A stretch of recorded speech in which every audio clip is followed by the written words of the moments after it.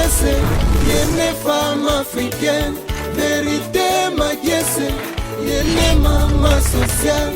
Vérité Magiese, yene stress. Et oui, quand on bâtit que ce que l'église a bakomi le mot réveil était que ils ont réveillé. Non. Je parle au nom de Jésus. Baptiste, ils ont l'église de réveil. Oui. Moutaouti païen a bongo le mutema. Naza Pentecôte. Je ne peux pas saboter l'église évangélique baptiste en Angola. Ils ont l'église évangélique. Nzambe mutapisi bango mission wana awa na Angola ba évangéliser. Bango ba baptiste. Bazo évangéliser. Bakomi na ba temple minene. Aucune église na bango no kuta full na kati na église na bango. Yaka na ndeko na biso oyo atika biso apôtre Lutumba. Église na ba benga kombo bon Deus. Nzambe malam. Nzambe wambote. OK. Mais ba comment réveiller? Malgré ba comment réveiller, c'est le première église de réveil na biso ba tungo nango na Congo sasa Nzambe malam. Amen. Amen. Merci. Ngana kiti na ngai devant Nzambe malam. Merci. Ngana kiti na ngai devant apôtre Lutumba. Merci. Pour la koutaye, aza déjà réveillé. Malgré ba comment réveiller te, Misala na bango za réveil. Église de réveil et la kisinini. Réveil et ça kaka place shinda balabala yango nde ezo signifie réveil to eza ba kombo ndenge to komaka na ba mirque église de réveil en Angola. To papa Lutumba pe tozo mona ndenge lobika yaka liboso réveil déjà po azoteya bato bazobongwana bazobatisa bazolia elambo so eloko nini ezolakisa réveil po botiaka lokola bango à côté. Eloko moko ya maua na biso batumita na Congo à l'époque Zaïre Kinshasa. Eloko moko maua to sosolaka eloko babengi réveil te. Ah, mutu peso kwa lali na tongo a réveil akati. Ah oui, oui. Oui. Mutu peso kwa lali na tongo a réveil akati. Ala mukakati. OK. Réveil ko la mukati. Mutu moko azanga ki eloko sikasika wa. Eloko anga sosoli yango ala mutu. C'est ça qu'on appelle le réveil. Na biso to longwa na Kinshasa. Bangolais. To yina mboka na biso kotia sango malamu. Oui. Malgré ba différentes dénominations ya biso bata mangala. Dénomination ezali na base c'est bon Dieu. OK. Bon Dieu ça partout en Angola. Dans la province, dans la municipal, dans la commune. Toko kini na l'église na ba ozo na full. Bien structuré. Mama na zoko yoka sonité kuna kutati la munene na Nzambe kati na défunt apôtre Lutumba. Tala eloko atikili biso na sapu. Wana za temple te. Vraiment. Wana na bengi la kango. Et ça parmi les églises les plus grandes au monde. Ngana kota kuna na kati na bili. Mwana na la place na robinela suite. Vérité. Magiese. Parmi les grandes églises au monde. Nzambalamu yangola ataki. Papa Lutumba, papa Zayadiako oye. Na sima siku ya papa Zayadiako. Banani o bayaka o pe bayaka na vision ya ko bâtir ya ko mema sango malamu na kati mboko. Baza ebele mena ko loba kombo te po epesa polémique te hein. Pour réformer na mi bâti la ngata papa. Patriarche Solani pe à son âme mon papa, il pe yaka na ba période wana. Pour dire la vérité ngana kuta Solani hein. Ah oui. Si. Solani akota na Luanda avant moi. Tala alikama Moninga kobomba mate. Tatula alikama kitoko ya Moninga. Solani, il n'était pas mon collègue. Oh. On a ngai impate. Et ça parmi les 5 ministères dans Éphésiens chapitre 4 verset 5. Il n'y a pas le ministère de révérend. Pour l'évangéliste Bazarasute, l'évangéliste va prendre le rôle garçon Raouti na gagnère dame qui était un évangéliste. Nous avons évangéliste on est bilo rabana miki. Ngana zo kufinga te. Nazo tata solo na ngai. Révérend. Aucun serviteur de Dieu na kondima na kala o ba bengla ye révérend. Bonjour et bon après-midi à tous les abonnés de VMA TV. Batunyon Sobolandaka Mama Vérité Makese sur tous les 5 continents, en Amérique, nazie, na Océanie, Afrique et na Europe. Et bon, toza awa na Angola, précisément na capitale na biso ya Luanda, na salutation na biso ya Angola, tolobaka bongo bondi ya bo atarde, bonoite, ezo dépendre na temps oyo. Bolandelaka Mama Vérité Makiese toza siko na kati ya mboka ba Kristo na mboka ya bagumba melankolo ba oyo bagumba melaka notre Seigneur Jésus-Christ en esprit et en vérité wana tolobaka shalom shalom à tous les chrétiens du monde batu nyonso togumba melaka les rejetons et la postérité de David mais tout est possible le grand Jésus le véritable Dieu le Dieu qui dit tes mots et la chose s'accomplit wana zambote na biso ba Kristo vraiment micro na biso ya VMA TV eza na kati ya mabele na biso ya samba nazo profiter ko lancer message nanga pa bandeko nyonso boza partout dans le monde to ko ya samba to ko wapi wana to ye ko luka l'un parmi ba patriarche ya église de réveil en Angola ba papa oyo ba banda église de réveil na kati ya mboka oyo avec beaucoup de risques ba kota ba prison ba zo ba risque ndenge na ndenge poka kalelo sango malamu ezala prêcher na kati ya Angola mobimba de Kabinda Akunene. C'est votre humble présentatrice Mama Vérité Makiese Niki, la polyvalente autrement dit 4 fois mère, par la bonté et la souveraineté de notre Seigneur Jésus-Christ de Nazareth. Toza na kati ya mabele ya samba nde na yebisi bino toye koluka l'un parmi ba patriarche notre papa Zaya Diako. Bongo kalate na kokotie déjà na kati ya plateau na biso. Là, je profite à saluer ma papa nanga obaza ba poyo ba pui ya VMA TV na nzela mabondeli na bango na nzela ba soutien na bango de VMA ke ezo kende de l'avant ezo traverser ba frontière ezo koma bisika ebele na pesi mbote pa ya mon papa apôtre le révérend Guina Mau Pedro le visionnaire de l'église Shekina ici en Angola. Mbote minga avec beaucoup de respect mon papa. Mbote lisusu pa ya apôtre Koule Lukeba. Papa nanga ya tongo. Mon papa Koule Lukeba vraiment avec beaucoup de respect. Mbote nanga lisusu et pa ya apôtre Timothée Ndenza le bulldozer de longue date.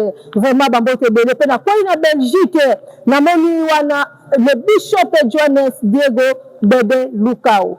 Vraiment, sans plus tarder, nous avons présenté déjà invité Nanga, Nassima caméra, Josué, au pantel l'émission image, comme ça, na kotisa, invité Nanga. Shalom, papa. Shalom, maman Nangai, Vérité Makiese. Eh, papa, na sepeli le mono, hein. Ngape na sepeli kati na Kristo komona yo. Amen. Surtout kokoma awa na lingoma yangani ya Yesu. Amen. C'est à deux pas. Amen. Convention évangélique d'Assemblée de Deus Pentecostal d'Angola. Ok. Oyo nzambe apesa ngai kobanda a zero. Ok. Za lingoma na Yesu. Nzambe afungola porte kati na ngai ndako na ngai mobimba. Lingomba oyo aseyade pa ekwa kosalama awa na Angola. Amen. Nzambe akomisa mampoto na banda seyade pa na mukanda ya Ezekiel 37 mikuwa mikauka. Na banda seyade pa awa na Angola à partir de Luanda na mukanda ya Marc chapitre 16 verset 15 à 20. Bokende mokili mobimba kote ya sango malamu na mabota nyonso. Motonani oya kondima mpe akotwa libati sia kobika. Amen. Tala bilembo pe bikamu sele kobila ba oyo bakoyamba Yesu nkolo pe mobikisi. Amen. Na banda seyade pa selo makomi. Amen. Na divisa lingomba yangani ya Yesu te bisikanga na uta. Parce que la Bible dit que celui qui divise est du diable. C'est ça. Diable mutu abanda ko diviser ba ange na lola. Et yi mutu pe azali ko pesa ba division na mangomba to na lingomba yangani ya Yesu. Ngana ngai na bima na mutu moko te pona ko banda se ya depa. Na divisa lingomba moko te pona ko banda se ya depa. Na banda se ya depa na mikuwa mikauka. Selon ministère ya Ezekiel devant Nzambe oya bianga ye na tangu wana mikuwa mikauka na tangu na biso ba pagano bazanga Yesu. Na banda ministère na ngai selon Marc chapitre 16 verset 15 à 20. kokende mokili mobimba kotia sango malamu. Ok, merci beaucoup papa. CADEPA eza abréviation. CADEPA elakisi nyansi. CADEPA li koloba convention évangélique d'Assemblée de Deus Pentecostal d'Angola. Ok. Eza lingomba yebani na gouvernement y'Angola. Toza reconnu na gouvernement y'Angola. Toza na personnalité civile ya côté ya sango malamu sur les 4 coins y'Angola. Pela moko tozo côté ya déjà. Ok, merci beaucoup papa Zadiako. Déjà na moni to kotimba la mona masolo na biso. CADP botami na nini? Pour dire la vérité, CADP na bandi visu yango na 1991. Ok. Visu yango bongo na 92 pe disusu to bandi mosala. Pe tozo reconnaissance kaka na 92 devant gouvernement y'Angola à travers ministère de la justice. Vraiment gouvernement y'Angola pour yabiso toko côté sango malamu na CADP yango tuzoko continuer côté. Ok, merci beaucoup papa Zadiako. Wana de 91 à 92. Siku toza na posa pena lelo to la découverte ya papa Zadiako. Poto yoka mingi mutalobela papa Zadiako na kati ya mboko Angola na yoka mingi sango no pa ntoma kule lukeba. Yoka papa Zadiako azane parmi ba patriarche tongo ya kala. Tulingi siku pa na yomo papa Zadiako oyebisa biso papa Zadiako awuti wapi. Oye kaka mbala moko makambo nzambe vie chrétienne oyeko bandela ngo na Angola. Tout à partir du Congo RDC, n'habite sur papa Zadiako à Congo RDC. Pour dire la vérité, ngana botama mupagano. Oui. Wana na Congo RDC. Ba parents nangai bazaki ba pagano. Mais ba parents nangai ba sepela kotika Angola makela de Zombo na province ya Wish. Kokende kuluka musala na Congo. Wana na bani na nini wana papa Zadiako botami na nte. Certes. Ok. Tu dis seulement ba parents nangai bazaki na Bakongo aujourd'hui Congo central. Congo central. Na commune moko ba bengaka na tangwa na Mwerbeke aujourd'hui Kwilungongo. Kwilungongo. Ya Léopold ya Kasavubu. Na avant Flamand. Baza kubenga Mwerbeke. Ok, Kwilungongo. Mwerbeke Kwilu. Oui. Kasika balongo la kombo ya Mwerbeke Kwilu et comme Kwilungongo. Kwilungongo signifie deux rivières croisées. Rivière Ngongo, rivière Kwilu, rivière Kwilu et que beta na Ngongo. Ça qu'on appelle Kwilungongo. Deux rivières croisées. Rivière Kwilu à beti na Ngongo et comme rivière Moko et kei na fleuve. Wana siko ba parents ba uti kuna na Kwilungongo. Bazali kuna na Kwilungongo. Kuna nde na kola, kuna nde na koti d'école primaire. Mokiti so loué na botama na ba parents moko ba pagano. Penga moko nazaka mupagano. Mais nazaka catholique na tangu wana. Nazalaka pe mwana misa ya catholique na tangu wana. Wana zaka mwana moke aux années 61 62. Wana ba âge nini wana? 12 ans 13 ans. OK. 12 ans. On a 60 nazaki na 12 ans, 61 nazaki na 13 ans, 102 nazaki na 14 ans. Sika na sala école primaire.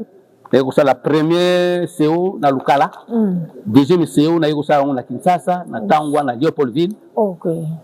Na salle section commerciale. Kembo lukume pa ina Nzambe na eko yamba Yesu na Lingomba babengi kombo Assemblée de Dieu na balabala Kigoma 88 bipai na pasteur Nkelani Mpata. OK. Papa Nkelani. Wana za papa na ngana molimo. Nini wana? Na yamba Yesu le 25 12 mois 1972. Oh. Na yamba Yesu le 25 12 mois 1972 ngai na mwasi na ngai to yoka Mateyu moko to yamba Yesu mokolo moko. Lokola nazaka mupagano permettait nazaka yanke permettez maman nazaka Dio mupagano permettez maman nazaka indubil permettez maman mutu na mutu auta bipa ya azalaki na ko boma mate nazaka kumela diamba oui. Non maman eza solo nazaka mupagano. OK. naza kusala makambo ko eza kusepisa nzambe te. Mais na mukolo wana ta una komi na igreja wana assemblée de Dieu na joyeux Noël. Papa Nkelani. Esika Papa Nkelani. Nayoka sango malamu ya mbotama na Yesu. Pour ma première fois nayoka masango malamu wana. Emmanuel, Dieu avec nous. Naloba na nzambe comme mupagano nzambe soko zalaka na bato oyo monana na ngai. Nzambe nzoka ayoka mabondeli ya mupagano. Toyoki Matei na ngai moko oyo za kote ya abili bato bakende liboso koyamba Yesu. Ngana lobi na nzambe mutu wana zoko benga bato bakende liboso koyamba Yesu ngana kokende. Soko zalaka na bato oyo monana na ngai. Nakenda na mwasi na ngai na baninga bayebisa biso ndenge na koyamba Yesu. Baloba na biso tolana na mabondeli comme biso moko tolali kobondela tolana mabondeli. Le basi malanga inde ba pasteur bazao ya Yesu. Tolana mabondeli ya koyamba Yesu. Comme biso moko tolali kobondela loko za ba pagano ayi azoko yibisa biso ndenge na kobondela nzambe tozoko landa. Alobi na biso tofukama. Po babonda nzambe pona ntine na biso. Ngai yankepe na fukami. Na ibisi nzambe. Mutu alobi ki tofukama nga na fukami. So uzaka elongo na bango bona na ngai nzamba yoka. Bande ko j'ai foutu la vérité na joie double na pulu putu. Na quand tu te komi ni nga na kuya. Ndenge Saula kuya na mpunda unakokutana na Yesu. Parmi bato tozaka na liboso koyamba Yesu sele mutu akoya ezangai. Alléluia ngana yebaki te ina munoko alléluia alléluia nazana se appel na yo nazana se mukolo wana Yesu abuka ngai. Yesu abuka ngai akuisa ngai kipagano na ngai suka mukolo wana kiyanke na ngai suka mukolo wana. Tango balobi amen ngana lobi amen na minuni nazana se ya kokoya. Nalamuki eluka kitoko na mona na posa na kayango te nzoto na ngai komi pepele mulimu na ngai motema na ngai komi pepele ngai muku na sosolike Yesu azali awe na komi pepele na sentir que masumu ezalaka kilo kati na motema na mwana na mutu. C'est ça na santaki ya mutu moko te alobaka na ngai. Ata masumu zaka kilo na motema na mwana mutu na biki. Uta mukolo wana le 25 12 mois 1972 jusqu'aujourd'hui nazali kati na Yesu. Malgré passe, malgré minyoko, malgré mikakatano, malgré bitumba na tika Yesu te. Okay. Nazo kozela ye ay ko kamata ngai pona kota na lola. Po sake na kotonga ndako na ngai, alobi na ngai na Jean chapitre 14. Que votre cœur ne se trouble point. Croyez en Dieu, croyez en moi. Amen. Il y a plusieurs demeures à la maison de mon père. Soko boite na kei ko bongsa bino esika na koya ko kamata bino po ete sika nga nazali bino bokozala. Bon Christ saka na kotonga ndako pona ngai ndako wana ezelaka ngai. Vraiment. Bon nasaka na kana makambo etali foi chrétien na ngai te devant Dieu. Na na mposa na kokota na ndako wana Yesu ake kotonga pona ngai. Amen. Papa Pemana, merci beaucoup. Vraiment tozaka na kati ya parcours ya notre patriarche Zaya Diako. Tozo kende déjà makambango yango ebandi. Nazo profiter ko yebisa na ba téléspectateurs na biso nyonso bozolanda biso. Bozo mona kaka tozo transpirer à des favoris en pleine émission. Tozo pangusa chaleur donc énergie et courant et qui yango bozo mona que tozo transpirer donc bon mais ça na biso kaka bongo. Merci beaucoup notre patriarche Zaya Diako. Au demeuré na makolo ya papa Nkelani pendant combien de temps? Wana za papa na ngai. Mtena yamba yo style lelo ngana za na makolo na ye. So kwa na ye na RDC kuna pendant na l'an 2023 na kendeki Kinshasa na sango ya kokunda leki na ngai Angélique. Mwana ya mama leki na ngai akufaki. Na itaga 156 pembeni ya camp Lufungula camp police. Na kendeki kuna kokunda leki na ngai na kutanzo tonano bakunda te. Na telefona pasteur Nkelani alobi na ngai mwana na ngai koluka hotel te chambre na yo ezali Voilà. Si mena kokunda nga nakenda na ndako ya tata na ngai na molimo Kelani Mpata aloja ngai pendant 1 mois. Okay. Abongisa chambre pour na ngai. Wana za papa na ngai. Malgré na susu na Congo te. Naza toujours obéissant et pas une pasteur Kelani Mpata. Wana za papa na ngai. Ok. So papa to depuis les années 72 tango zo kapel ya Jésus-Christ yamba Yesu na sama kola papa Kelani. Siko o demeraka pendant combien de temps pour olongwana oyangola. Batani no salaki na papa Kelani. Et puis na batamwana o salaki o komaki disciple pour servir nzambe l'équipe ni intercession gagnant de modération prédicateur la formation nyon sona aujourd'hui na papa Kelani. Et zo ki combien de temps pour o tikabango o yana biso na ngola. Pour dire la vérité, pasteur Kelani a un ministère moko clé devant Dieu. Pasteur Kelani a un ministère moko te. Il est apôtre, il est prophète, il est évangéliste, il est pasteur, il est docteur. Ponangai aza bispo, évêque. Ponangai aza évêque. Papa wana aboti biso ebele kati na Yesu. Et aboti biso ebele na ministère ya côté ya Sango Malamu. Na vanda kati na ye.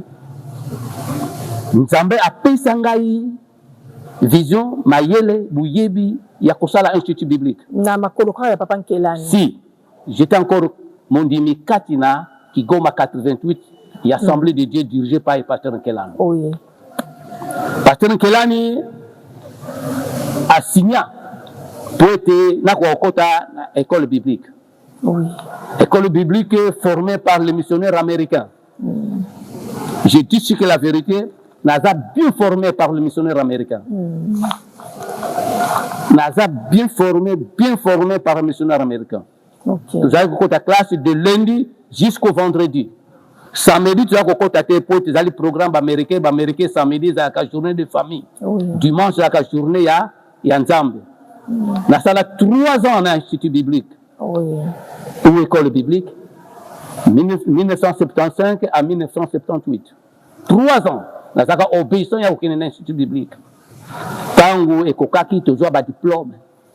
Que Dieu soit loué. Si nous avons un diplôme, représentant Kabanga Mwaïdi, l'Assemblée de Dieu, à ce place Nangaï, n'a qu'une stage et pas inaïe pour l'Assemblée de Dieu, ce que moi a outil na classe ya Biblia. Oui. Il faut azara pembeni ya pasteur a la ministère naïe pour être pasteur à tatu laïe.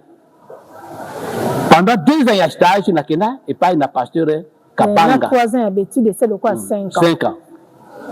Nazala comme évangéliste, mais pas inaïe. Que Dieu soit loué, il voyageait, on a kotikala. Tu as une recommandation à papa na yo, papa Kelani. Non, muta sollicita kangai yemoko pasteur Kabanga. A solola kana papa na yo te papa Kelani. Wana ezali kambo ya bango mibale na tango wa. Mais pasteur Kelani apekisa kangai te na kende. Ah, izaka na mona cadre ya rébellion ke. Non, pasteur Kelani ayebaka. Pasteur Kelani za considérer ngai. Nakeko sala stage à 2 ans. De 78 à 79, 79 à 80, stage Sili. Nzamba Salikat Nakabanga, na commis adjoint, pasteur, ministère, et commis Mbale, évangéliste et pasteur. Pasteur. Avant Nakabanga, en 1984, il fallait na kota Nangola na mboka nangai. Mais représentant provincial, il y a Kinshasa, le défunt pasteur de Mambo, a s'appelé Nakota Nangola comme pasteur adjoint. Ok. Avec le pasteur Zadiak. Ce que Nangola, bakosa les documents, il y a pasteur adjoint. Bakoyamba Nangola, pasteur adjoint. Ok. Fundula. Esika tomo na ministère na yo pasteur alobi fungula esika tomo na ministère na yo wana à partir Congo déjà kati ya Kinshasa papa wana edanga ye ok papa wana edanga ya zaka représentant provincial ya Assemblée de Dieu na Kinshasa a edanga yi nana lobi ki bosaba nandimi na lobi na nga bosaba lokola pasteur Kabanga aza na début ya ngiringiri ngana kofungula na fe ya ngiringiri na suka ngiringiri abiki te kofungula te bisika pasteur Kabanga azali na ngiringiri po bandimi oyo bayibi yo bakolanda yo ekozala susu lokola bitumba mosusu comme lokola susu ko se rebelle non papa wana apesanga toli kitoko abiki kofungula na ngiringiri te tika ngiringiri na pasteur Kabanga donc bon ça va na kota na bandalungwa abiki si sala yango na kota na bandalungwa à 0 na bandalungwa volcan des années 84 non des années 83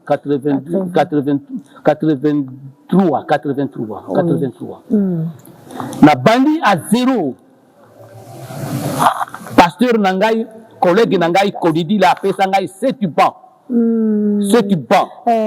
Kodidi la na banda musala à 0 ya zaka na bumbu apesa nga 7 bancs pasteur zadi akamata 7 bancs banda à 0 il m'a aidé aussi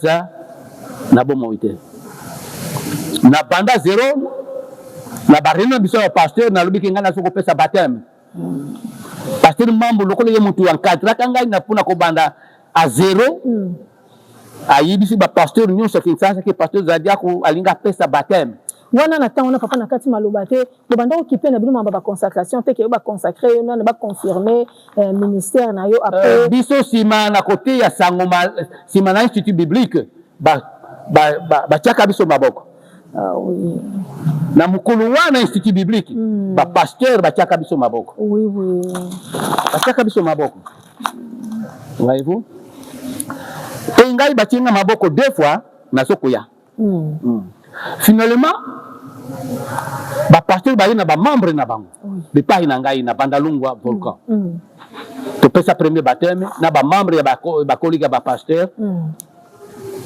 na longo na bandalungwa volcan kaka na bandalungwa wana na ke uswa sika mususu na bandalungwa lobudi bandimi na kaki na bango balandi ti na bandalungwa lobudi na bandi kuteya na yeko pesa deuxième baptême quand on a pris le deuxième baptême na continue musala na nzambe na ke na pasteur mambo ngake papa pour favor na ina kota na ngola na ke musala nzambe na ngola alobi na ngai mwana na moni ministère na yo oza kaka pasteur na disons tout na moni ministère na yo oza pasteur kota na ngola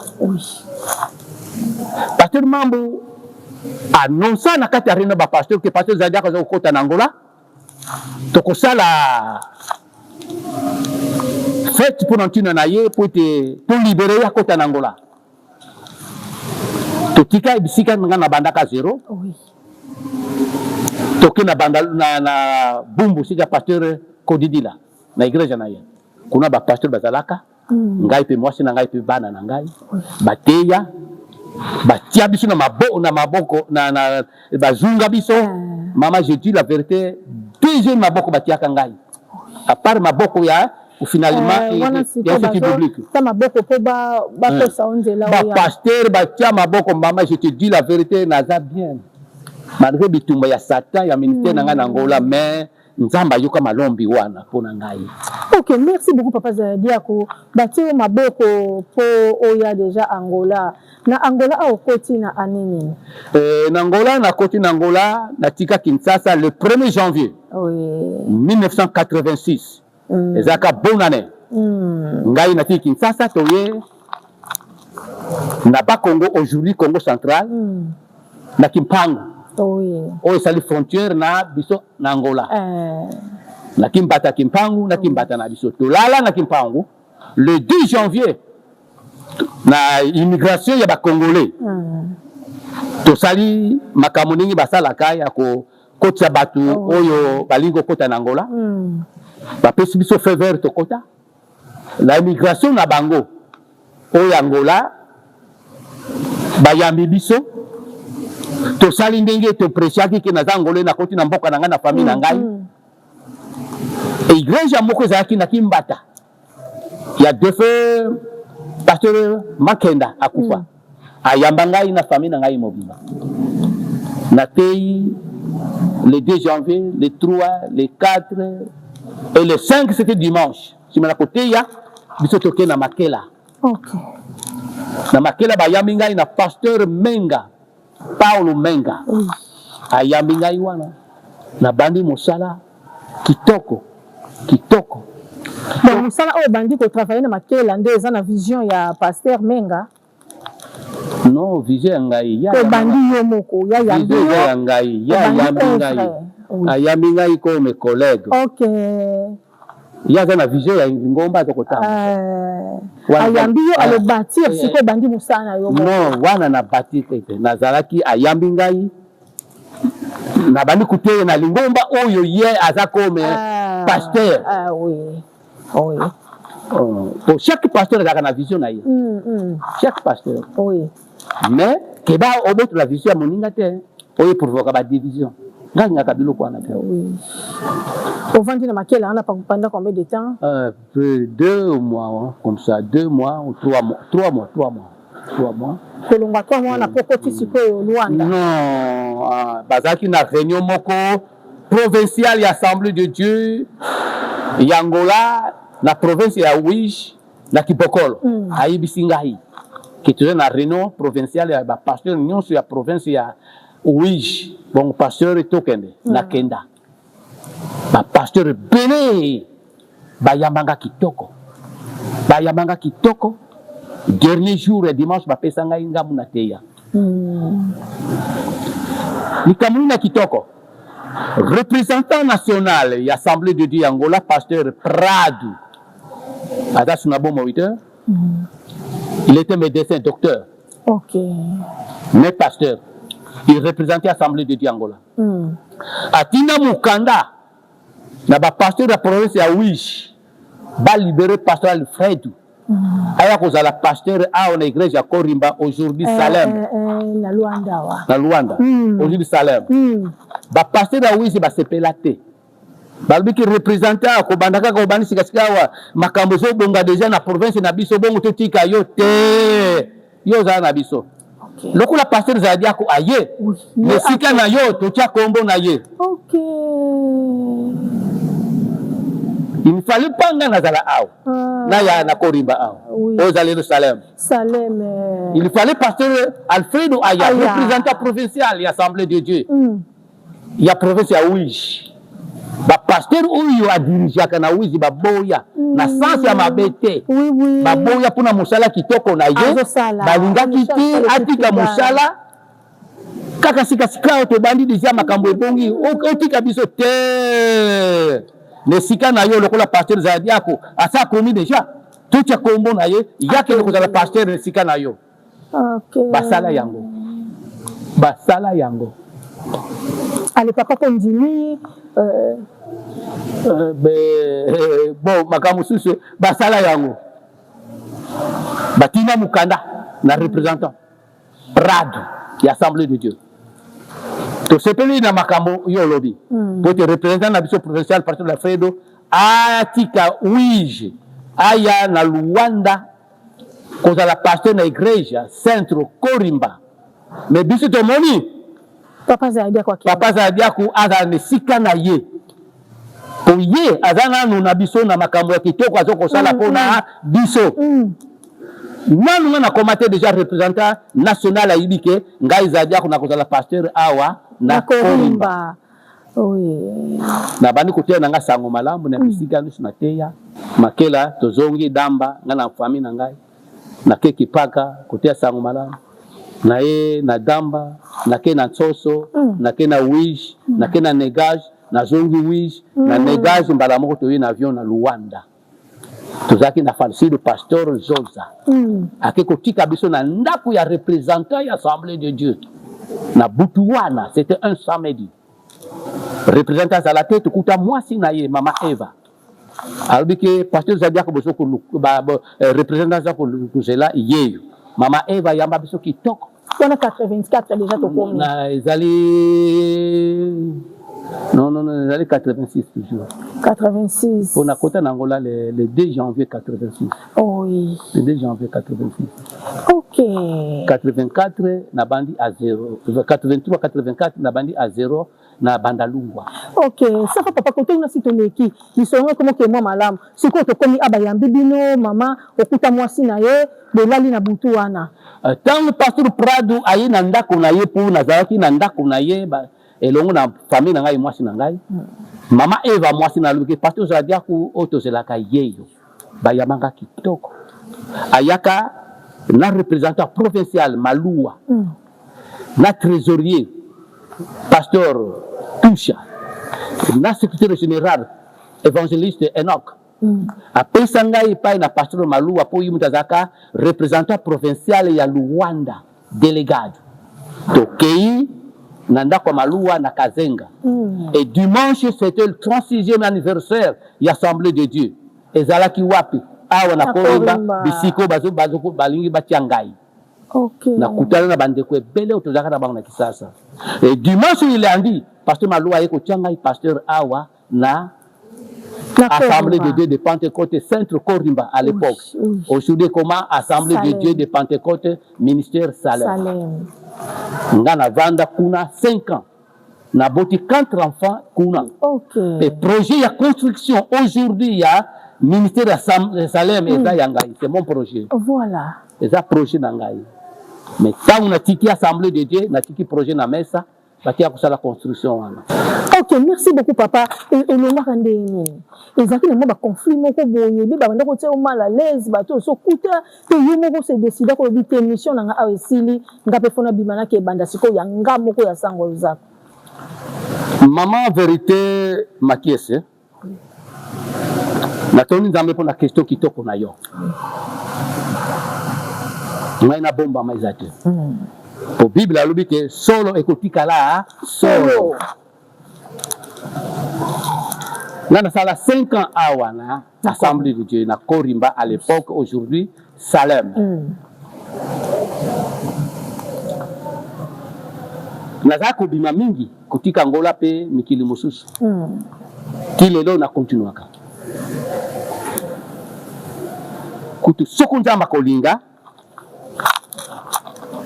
nazo kende susu na mboka mususu. Nakenda kamingi Brésil. Quand on a joué invitation ya kokende côté ya sango malamu na convention ya l'Assemblée de Dieu na Argentine na Buenos Aires capitale ya Argentin. Nakenda. Na boya nakenda côté na Lingala. Oui. On a portugais déjà aux amis. Na nukutu portugais nazo bunda. Ok. Nazo bunda. Ngana ikulu côté ya portugais na Angola te na Brésil. Na kena Argentine na kumbi évangéliste Malungu ya Assemblée de Dieu aujourd'hui comme pasteur. Na mwasi na ngai na mwana ngai Pauline azaka na l'âge ya 8 mois. Wana apôtre Sima Lutumba ya Nzamba malamu. Oui. Asa pesanga toli. Pour Lutumba ngana yetu zaki des amis, des collègues. Ok, wana kuti dans Angola ya za déjà na. Ya banana 81.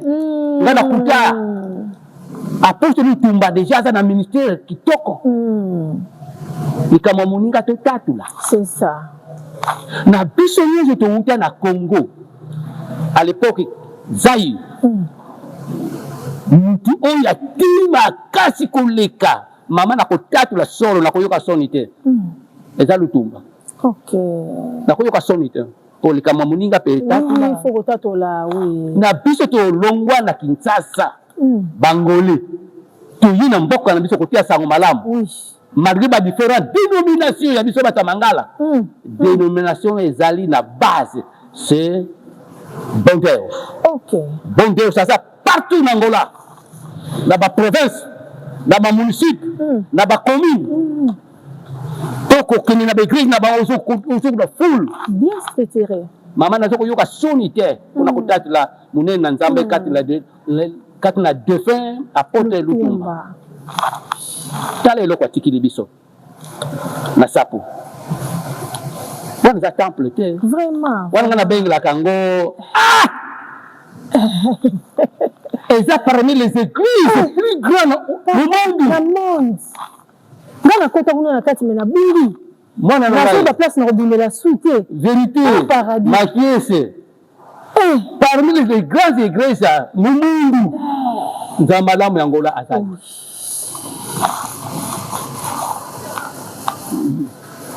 Yo que le basa réveiller. Oh, mais ndenge basa le biloko. Le réveil ça ka te pona ko koma na l'église de réveil. Non. Ne suis pas avec les baptistes. Donc baptiste basa réveiller. Comment baptiste basa courir Angola? Comment baptiste basa kutonga ba temple minene? Comment baptiste basa na église na bango tango ku tala pelito na batu? Mais comment réveiller te? Comment na bango te réveiller? Comment tu? Comment bango basa na foule? Et que l'église toujours comme le réveil ni même 100 personnes. Papa, ata social qui t'occupera-t donc c'est là souffrir wana ba Papa, vous connaîtrez la vérité vous affranchira. Est-ce que le baptiste va ça réveiller? Réveiller. Ko baptiste pour na bango beaucoup banga yango te. Pelito bakuta kana l'église na bango beaucoup bazar yo muto kana kuta bango na l'église. Dans la discipline moko. Discipline eza kwa biso te tokota na désordre nyonso. Biso se yade pas, to comment se yade pas. Conversion évangélique d'assemblée de Deus pentecostal d'Angola, to tia réveillé te. To za réveillé te. Tu peux te la réveiller, il faut que tu aies comme réveiller. Nous sommes faire part l'accord du Christ. Il y a un moutou, ma peka kuna la bordel côté fata kuna. Église mère, bah comment réveiller te? Et ça réveiller te? Moi na na te gasto. L'accord du Christ. Maman, bon, tu ton nzambe. Posons une question à biso obimara korimba ndenge nini? Na bizongi. OK. Na voyage à Kamingi. N'a pas invitation de la part à un homme de Dieu na Buenos Aires, capitale ya Argentin, na Kenda. Mais na Kenda côté na Kikongo. Pourquoi na tika lingala? Na zote na Kikongo. Pour na tanga na zaka na portugais. OK. A lingua portugaise na yebaka ya. Après tu lutumba mukolo mususu atalangai. Avec pasteur Sadia. Tu as coûté na lingala. OK. Nous avons beaucoup biso. OK. Tu n'es qui Congo, monoko na yo. Donc la bateau pour filmer na ko bateau. Tu na monoko na biso. Apesa ngatoli. Na toli wana lokola zaka mukongo na yebi Kikongo na botana na Kikongo na ndako tata pe mama na ngai entourage ya biso ba Kikongo ngalo baka Kikongo kitoko mama vérité makiesi na mukongo ya makela do zombo ya Kipokol mono inzombo. OK. Mono inzombo Vraiment na koloka solité pour na koloba ngana za muzombo ngana za muzombo makela do zombo ngai natika lingala kuzunga na zongi na kikotea na negasi na lingala kuzunga na zongi au na korima na tiki lingala na bandi kotea na Kikongo bombe c'est na ko sala étude soko un pasteur américain atiki Amérique akoya na Afrique to au na Angola à côté ya biso na monoko na ye na Kingelezo. OK. Avec interprète. Soko pasteur ya France aye na Afrique to na Angola à côté ya biso na monoko na ye na Kifaransa avec interprète. Mais soko minoko nyuso eza l'anglais eza la français néerlandais ki chinois eza minoko bulu ngape Kikongo eza monoko nzamba pesa biso. OK. Soko limbeli azokutia biso na monoko na ye azokoyoka soni te. Pourquoi penga na yoka soni na kotia na monoko nanga Kikongo? Na lobi malungu nazokele na Brésil. Pour ça mwana damba. Ah oui. Ah yibi Kikongo kitoko. Ala mayele. Na kele na mwana. Na teye na convention na Kikongo. Kikongo portugais espagnol kikongo portugais espagnol kikongo eza gu mama na terre kitoko na kikongo poza monoko nzambe apesa ngai na terre na kikongo ti na Brésil na 1991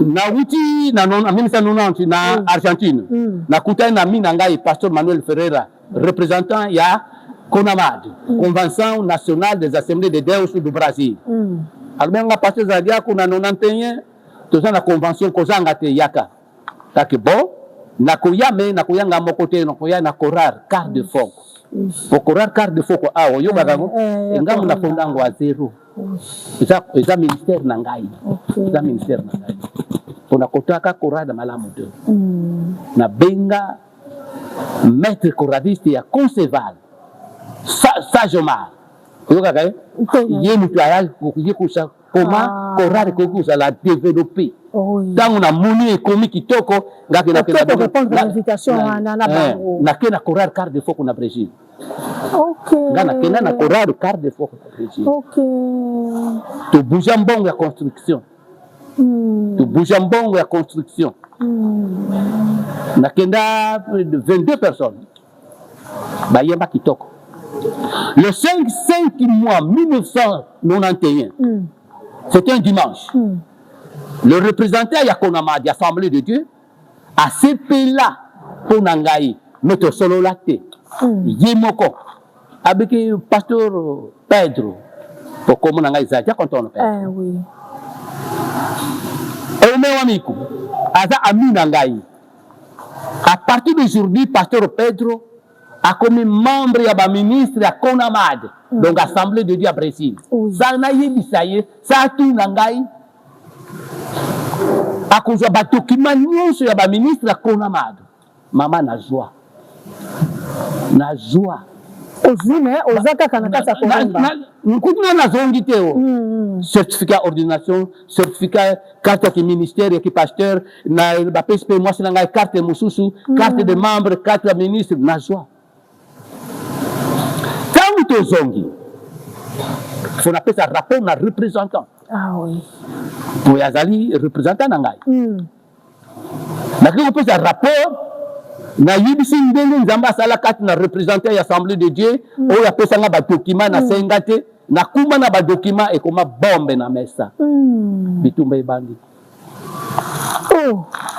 parce que ndenge nini yo na ba document oyo parce que nga na senga te nzamba sali nazala pasteur susu kuna naza na Angola naza pasteur awo mais ce qu'on a commis na Brésil na côté à n'importe quelle église comme pasteur na bango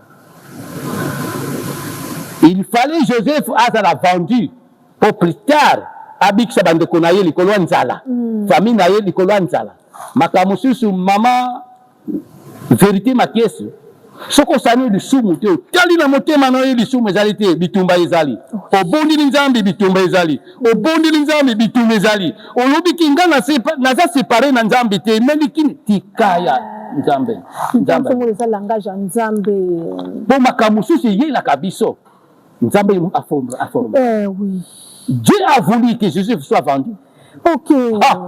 bitumba bandi wana kaka pona mamba document na Dieu a voulu Joseph à la vendu pour plus tard abikisa bango likolo ya nzala famille na ye longwa na Israël et que nous vendre quelque temps quelques mbula na Égypte pendant 430 ans.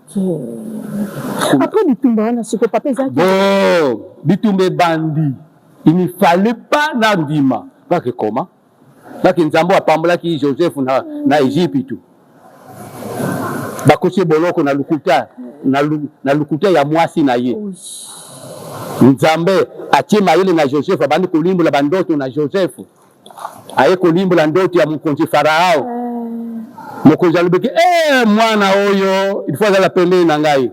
Comment expliquer un étranger a comme deuxième personnalité ya peuple d'Égypte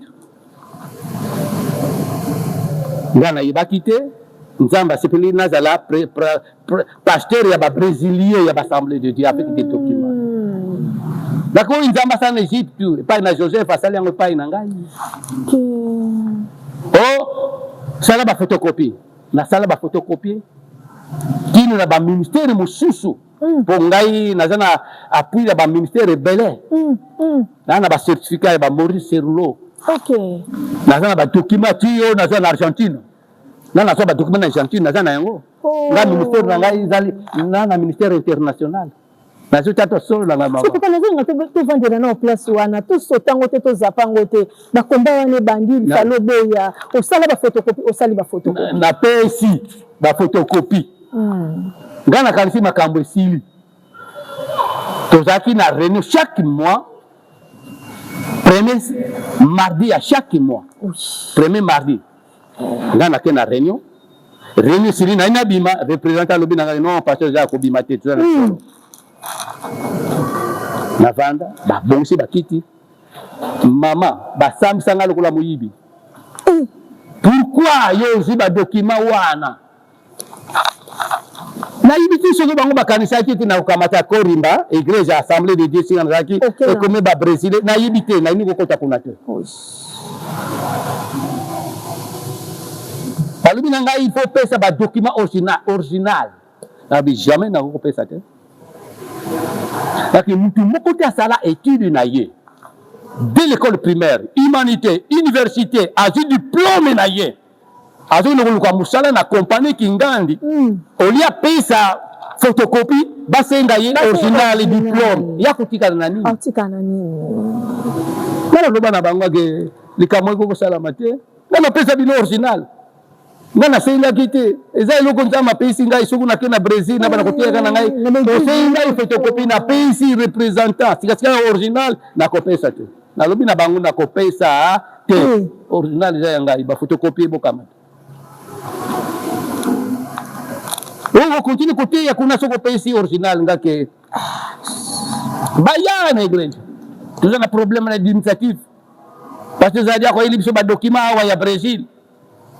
Donc tolobi na ye avant bana côté ya il faut apesa ba document original aboy mwana moko zaki na korar carte de faux na kumbaka na Brésil abiki ngai biso ba carte de faux to zalaka lokolo parce que zadia ba pesa ba document wana awa bino bolobi ke avant ya kozonga la côté ya il faut apesa ba document na li na yeba abana ko continue ko salaire na ye abana kolia a continue salaire na ye représentant actuel de l'Assemblée de Dieu hein Francisco voyez bien pas Francisco a pesi réponse boyo kabia parce que zadia kwa sali masumu te eloko nde pesa ngai poids yemo kwa lobi poids zaka représentant provincial na tango wana lelo comme représentant national abike pasteur zadia kwa sali masumu te ezali kama administration ya ba document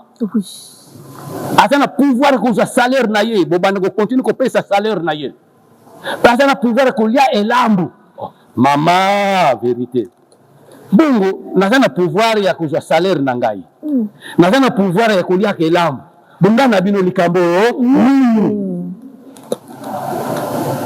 to lamu kina tongo na kena ndako representant legal lakini representant na osenya ba document na pesi photocopie boyo na pesa original na kopesa te à partir d'aujourd'hui naza sous pasteur ya korimba te boka mata mutu boka na kutika kuna ba document na ngai original na kopesa te nzame mutu apesi ngai yango na kopesa te na kesi ka Francisco azaka représentant provincial ngake makambo bino bosali bozoko bundisa ngai à zéro na kopesa bino document moko te o ezali original o bapesi nga na Brésil comme pasteur ya ba brésilien Assemblée de Dieu na kopesa te église za kuna bocha mutu mususu na kikuta na nzazi o baka nzazi na yebi kombo na kokutana te na yoka ke parmi ngamu na chaka ye kuna na nokan ngamu na chaka ye na nokan ngai ne na chaka ye na nokan akuta ngai na Kigoma chika pasteur kelano na kikuta ibe nzazi ngazi tala makambo busali à partir d'aujourd'hui bocha mutu mususu kuna na kopesa bino ba document na ngai te a finali mama na bini na zunda ko moko awa na saba mai na nyokwa ma na bandisi ya depa na mikuwa mikauka na bandisi ya depa na bato ba yibi Yesu te mbongo akosomba kiti ya plastique ezali te, mbongo akosomba ba eza te. Nakuta na lupangu wana bakazi ya primus ya kisasa milangi elongwa bakazi ya primus ekomi bakiti yangai kobanda CADP nga na banda CADP na bakazi ya primus ya kisasa. Je te dis la vérité, mabe komi na masanga na mulanga primus ne mulanga primus ba mama na biso bazako dikila ngo mwamba na ezali simu te, c'est ça, eza instrument kuna kunika mwamba eloko mabe nde masanga kuna na kati suku masanga elongwe basukuli mulangi bakuku changu pe mai mukuta mneli na banda CADP na bakaja primus ya kisasa loko zaidi kama nzame batu bandili ko vana mikolo bakaja primus wana deja ba 90 91 90 pona bandaka vision wana na 91 finalement bon toto nzame na kosi mikana na gouvernement ya Angola parmi les 2 mois te comme reconnu officiellement na gouvernement Angola 60e église reconnu officiellement. OK. Wana bandeko kuna paso mwana korimba balanda opete. Na linga kutu te atamuke. Mama kutu abota ngai. Asaka na ngai kuna na ndako casa pastoral. Na église korimba. Donc mama continue ukeneke kuna. Mwana ngai apote Ruba azaka na 9 ans. Continue ukende kuna. Mais moi sina ngai na kena yepo ye na ngai toza moko. Mama na ngai landa ngai après. Mwana ngai Ruba landa ngai après. Mama ngana ngaka ba division te na boya ngana banda CADP ngai mwasi na ngape bana na ngai na bana na mikuwa mikauka na samba ngo banda ngeza kote nini awa te soko lingi na kola kisali tangu to kote ya defense pembe ni kakao lupango ngo ezaki lupango ya un citoyen ya Damba akufa Johnny obandi wana na bakazi premier baptême papa tolongwa tukenda lupango papa nani melasonama de bat bon natoni nzambe po CADP presque toza na ba province na ba province musuna to comité mais toza déjà qui tokon nzamba tininga ba pasteur na ba province toza na Luna Nord, toza na Oish, toza na Bengu, tozali na Luanda, toza na Kabinda, tozali na Luna Nord, Luna Sud, tozali na Mushiku, tozali na Lubanku, Wila, tozali na Mosamedes, Namibe, tozokeli déjà. Tozakati na Wambo, ti na Biye, mais ba pasteur wana bon, na koloba te. OK, merci beaucoup na ba téléspectateurs, pe ba téléspectatrices nyonso bozolanda biso. Je suis na caméra na moni interview na biso toza na volume 1 na volume 2 ko lokwa tozui papa lelo to profiter papa abimisa nyonso. Histoire o batate senka bango de babeta ngo boni génération ezoyaka e bele ba yebi histoire te ayaka na ngola moni kaka na moni terrain na ngana bandi église mais na batata o bayaka avant ba préparer terrain ba nyata nzube ba glissa ba zwa ba problème même na gouvernement ya mboka o ba konta ba boloko de bango de ba payer après mais ba o tozoyaka na facilité au bâtir il faut yebara ba histoire oh vraiment est très important. Vérité ma